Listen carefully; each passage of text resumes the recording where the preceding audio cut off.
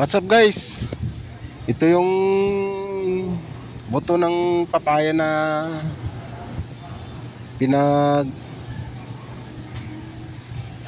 binabad ko nung nakaraan na itatanim ko na lang ngayon. Ito na yung medyo malalaki na guys. Ito pala yung mga puno namin guys sa terrace. Bali pinagtsatsagaan talaga ng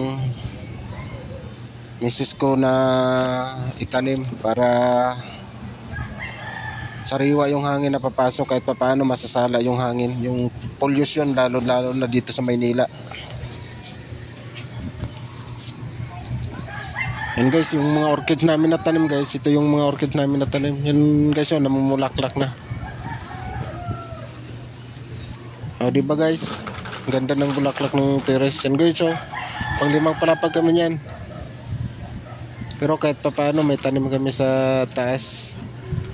Sa terrace namin nilagay para yung hangin kahit pa paano masasala siya. Yan guys, oh, malalaki yung puno namin guys, oh.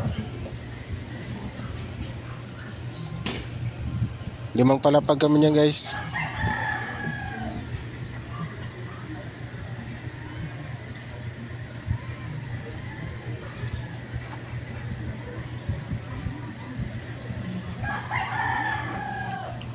Yan guys, kitang kita yung mga bubong ng kapitbahay namin. Dito pala kami sa Dagat-Dagatan guys, Caloocan City, Metro Maynila, Philippines. Ang ganda ng orchids ng bulaklak guys, oh.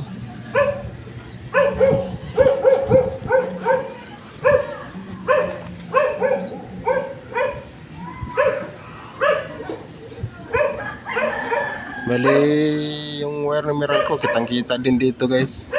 Bali nasa taas pa rin kami ng wire ng Meralco. Yan din yung tanim ng calamansi guys, oh. Maraming bunga yan, ka-harvest lang ng sama ko sa bahay kasi para mamulaklak uli. Yan guys, may tanim din kaming tanglad. Yan pala guys, green tea.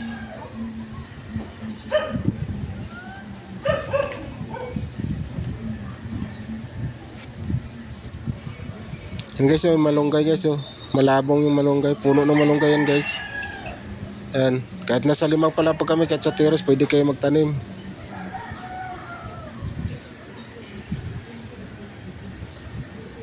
Hindi na kami namimili ng kalamansi at saka mga talbos ng kamote, meron kami sa roof deck.